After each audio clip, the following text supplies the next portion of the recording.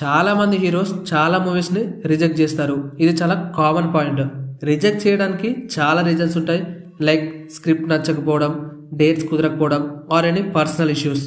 అయితే ఇలా రిజెక్ట్ చేసిన మూవీస్లో కొన్ని బ్లాక్ బస్టర్స్ అవుతాయి అండ్ ఇంకొన్ని డిజాస్టర్స్ అవుతాయి. కానీ మన సూపర్ స్టార్ మహేష్ బాబు గారు రిజెక్ట్ చేసిన మూవీస్ డెఫినెట్లీ అన్ని బ్లాక్ బస్టర్సే అయినాయి ఆర్ అని హిట్ మాత్రమే. ఏ మూవీ కూడా ఫ్లాప్ కాలేదు, డిజాస్టర్ కాలేదు, అన్ని సక్సెస్ఫుల్ మూవీసే. అసలు ఆ మూవీస్ ఏంటి, మన మహేష్ బాబు గారు రిజెక్ట్ చేయడానికి రీజన్స్ ఏంటి, ఇవన్నీ ఈ వీడియోలో క్లియర్గా డిస్కస్ చేసుకుందాం. సో డెఫినెట్లీ ఎండ్ వరకు స్కిప్ చేయకుండా చూడండి. చాలా షాకింగ్ మూవీస్ ఉంటాయి, మీరు అసలు ఎక్స్పెక్ట్ చేయరు. అలాంటి మూవీస్ కూడా రిజెక్ట్ చేశారు మన మహేష్ బాబు గారు. అండ్ ఇంకో చిన్న రిక్వెస్ట్ ఏంటంటే, మన ఛానల్ ఫస్ట్ టైం విజిట్ చేసినట్టయితే తప్పకుండా సబ్స్క్రైబ్ చేసుకోండి. ఎవ్రీడే నైస్ కంటెంట్ తోని మేము ముందుకు వస్తూనే ఉంటాం. We will never disappoint you. Let's get into the video. Mahesh Babu గారు రిజెక్ట్ చేసిన మూవీస్లో ఫస్ట్ వచ్చేది 2001లో రిలీజ్ అయిన మనసంతా నువ్వే. ఫస్ట్ ఈ మూవీకి హీరోగా మన మహేష్ బాబు గారిని అనుకున్నారంట డైరెక్టర్ విఎన్ ఆదిత్య గారు. బట్ డేట్స్ ఇష్యూ వల్ల మన మహేష్ బాబు గారు ఈ మూవీని రిజెక్ట్ చేశారు. అండ్ నెక్స్ట్ రిజెక్ట్ చేసిన మూవీ వచ్చేసి 2004లో రిలీజ్ అయిన వర్షం. డైరెక్టర్ శోభన్ గారు ఫస్ట్ ఈ స్టోరీతోటి మహేష్ బాబు గారి దగ్గరికి వెళ్తే ఆయన ఏవో అన్నోన్ రీజన్స్ వల్ల, అంటే ఆ రీజన్స్ ఏంటో ఇంకా క్లారిటీ లేదు, బట్ చాలా మంది అనే రీజన్స్ ఏంటంటే ఆ స్టోరీకి అప్పుడున్న టైంలో మహేష్ బాబు గారు సెట్ గారని, ఎవరైనా యంగ్స్టర్ని ట్రై చేయండి అని మహేష్ బాబు గారు డైరెక్టర్ శోభన్ గారికి సజెషన్ ఇస్తూ మూవీ స్టోరీని రిజెక్ట్ చేశారంట. దాని తర్వాత ఈ స్టోరీ వచ్చేసి మన రెబల్ స్టార్ ప్రభాస్ గారి దగ్గరికి వెళ్ళింది. ఆయన కెరియర్లోనే first blockbuster and first 100 days మూవీగా మారింది ఈ వర్షం మూవీ. నాకైతే పర్ఫెక్ట్గా మహేష్ బాబు గారి కన్నా ప్రభాస్ గారు ఈ మూవీకి సెట్ అయినట్టు అనిపించింది. మీకేమనిపించిందో కింద కామెంట్ చెప్పండి. అండ్ నెక్స్ట్ వచ్చే మూవీ 2002లో రిలీజ్ అయిన ఈడియట్. ఈ మూవీకి ఫస్ట్ హీరోగా మహేష్ బాబు గారిని ఇమాజిన్ చేసుకునే స్టోరీ రాసుకున్నారంట మన పూరి జగన్నాథ్ గారు. బట్ మన మహేష్ బాబు గారు ఈ మూవీని రిజెక్ట్ చేశారు. అసలు మూవీని రిజెక్ట్ చేయడానికి రీజన్ ఏంటంటే, ఈ మూవీ మాస్ రోల్స్కి అంటే మాస్ అడాప్టేషన్స్ ఉన్న హీరోకి బాగా సెట్ అవుతుంది. కానీ మహేష్ బాబు గారు అప్పుడున్న కెరియర్ టైంలో ఇలాంటి మాస్ రోల్స్ని అవాయిడ్ చేసి సీరియల్స్ రోల్స్ని మాత్రమే ప్రిఫర్ చేద్దామని రెడీగా ఉన్నారంట. సో అదే రీజన్ వల్ల ఈ ఈడియట్ మూవీని రిజెక్ట్ చేశారు. ఈ మూవీ వెర్డిక్ట్ ఎందుకు కొత్తగా చెప్పాల్సిన అవసరం లేదు. రవితేజ అండ్ పూరి జగన్నాథ్ కెరియర్లో వచ్చిన one of the biggest movie and block buster movie. ఇప్పుడు చెప్పబోయే రిజెక్టెడ్ మూవీ కొంచెం షాకింగ్గా ఉంటుంది. అండ్ నాకు పర్సనలీ ఈ మూవీ మహేష్ బాబు గారు చేసుంటే బాగుండేది. ఈ మూవీలో ఉండే డార్క్ షేడ్స్కి మహేష్ బాబు గారి యాక్టింగ్కి పర్ఫెక్ట్గా సెట్ అయ్యేది. అందులో ఉన్న డార్క్ క్యారెక్టర్లో మహేష్ బాబు గారిని ఊహించుకుంటే గూస్ బంప్స్ వస్తున్నాయి.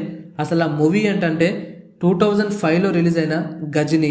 ఈ మూవీ డైరెక్టర్ ఏఆర్ మురుగదాస్ గారు ఈ మూవీ స్టోరీ రాసుకునే టైంలో మహేష్ బాబు గారిని ఇమాజిన్ చేసుకుంటూనే రాసుకున్నారంట. అండ్ ఈ మూవీ స్టోరీని తీసుకొని మహేష్ బాబు గారి దగ్గరికి వెళ్తే ఆయన కొన్ని అన్నోన్ రీజన్స్ వల్ల మూవీ స్టోరీని రిజెక్ట్ చేయడం జరిగింది.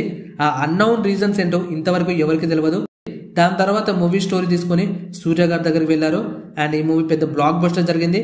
తెలుగు స్టేట్స్లో డెఫినెట్లీ సూర్య గారికి ఎక్కువ పాపులారిటీ వచ్చిన మూవీ ఈ గజనీయే. ఈ మూవీ మీద అడాప్టేషన్స్ అండ్ చాలా వరకు కీన్ ఇన్ఫర్మేషన్ చాలానే ఉంటుంది మూవీ డీటెయిలింగ్లో. అండ్ మళ్ళీ ఇంకోసారి మహేష్ బాబు గారు డైరెక్టర్ శేఖర్ కమ్లా గారి ఫిలింని రిజెక్ట్ చేశారు. ఫస్ట్ లీడర్ మూవీ, దాని తర్వాత ఈ మూవీ వచ్చేసి 2017లో రిలీజ్ అయిన ఫిదా. ఈ మూవీకి ఫస్ట్ మహేష్ బాబు గారిని హీరోగా అనుకున్నారు.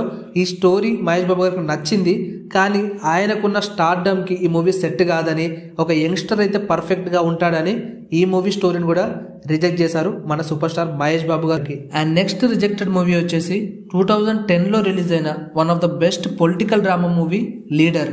మన డైరెక్టర్ శేఖర్ కమ్లా గారు ఫస్ట్ ఈ మూవీకి మహేష్ బాబు గారిని హీరోగా అనుకున్నారు. కానీ ఈ మూవీకి కొంచెం బాడీ ట్రాన్స్ఫర్మేషన్ కావాలి కాబట్టి మహేష్ బాబు గారు ఆ టైంలో అది కుదరదని మూవీ స్టోరీని రిజెక్ట్ చేశారంట. నాకైతే ఈ మూవీకి మన రానా దగ్గుపాటి గారే పర్ఫెక్ట్ అనిపించింది. అండ్ రానా దగ్గుపాటి గారు ఈ మూవీ తీసిన తర్వాత బ్లాక్ బస్టర్ అయింది. అంటే ఒక ఇంపాక్ట్ క్రియేట్ చేసింది, one of the best political drama movie లాగా. ఇప్పుడు చెప్పబోయే రిజెక్టెడ్ మూవీ రిజెక్ట్ చేయడమే మంచిదైంది. డెఫినెట్లీ ఎంబీ సెట్ గాడు, అదే మన పుష్ప మూవీ. అయితే డైరెక్టర్ సుకుమార్ గారు ఫస్ట్ మహేష్ బాబు గారికి ఈ స్టోరీ చెప్పారంట. కానీ మహేష్ బాబు గారు క్లియర్గా రిజెక్ట్ చేశారు. ఏనికి అసలు రిజెక్ట్ చేశారు రీజన్ ఏంటంటే, కావలసిన body transformation and physical transformation ఆ టైంలో మహేష్ బాబు గారు చెయ్యలేనని, అంత టైం మూవీకి ఇవ్వలేను అని రిజెక్ట్ చేశారంట మూవీ స్టోరీని. అండ్ ఈ మూవీని రిజెక్ట్ చేయడం మంచిది అనిపిస్తుంది నాకైతే.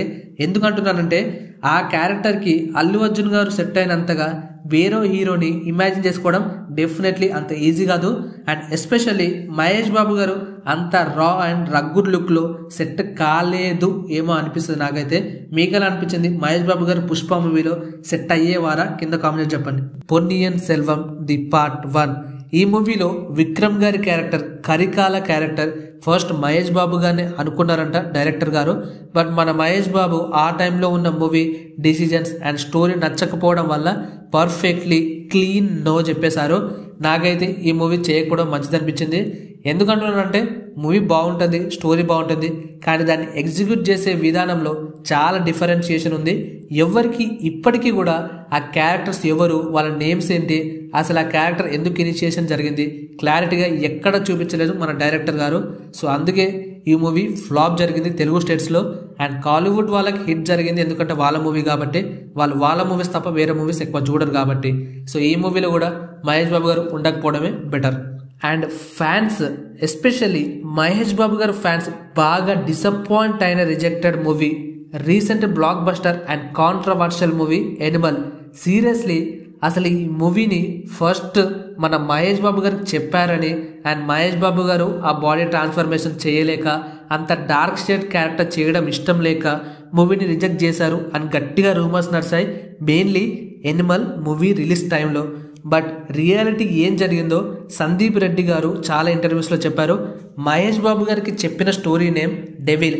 అది చాలా వాయిలెంట్గా ఉంటుంది ఎనిమల్ కన్నా, and totally A dark centric film. But మన మహేష్ బాబు గారు రిజెక్ట్ చేసింది ఎనిమలే. అండ్ చాలామంది ఫేక్ రూమర్స్ చేశారు, అందులో ఎలాంటి నిజం లేదు. ఆయనకు చెప్పిన స్టోరీ వేరే, ఆ స్టోరీ కూడా మహేష్ బాబు గారు రిజెక్ట్ చేయలేదు, కొంచెం టైం తర్వాత చేద్దాము అని కూడా చెప్పారంట సందీప్ రెడ్డికి. సో ఇందులో ఎలాంటి నిజం లేదు, Animal is rejected by Mahesh Babu అనే దాంట్లో. సో గైస్, ఇప్పటి వరకు మనం మహేష్ బాబు రిజెక్ట్ చేసిన మూవీస్ అండ్ అవిటిని ఎందుకు రిజెక్ట్ చేశాడు రీజన్ చూసినాం. సో మీకు ఆ రిజెక్టెడ్ మూవీస్లో ఏ మూవీ మహేష్ బాబు చేసుంటే బాగుండేది అనిపించిందో కింద కామెంట్ చెప్పండి. అండ్ ఇంకా వేరే ఏ హీరోస్ గురించి మీరు వాళ్ళు రిజెక్ట్ చేసిన మూవీస్ తెలుసుకోవాలనుకుంటే ఆ హీరో ఎవరు కూడా కింద కామెంట్స్ చెప్పండి. డెఫినెట్లీ నెక్స్ట్ వీడియోలో ఇంతకన్నా మించిన కంటెంట్తోనే మీ ముందుకు వస్తాం. Thank you guys, bye bye. Let's meet in the next video. Love you all.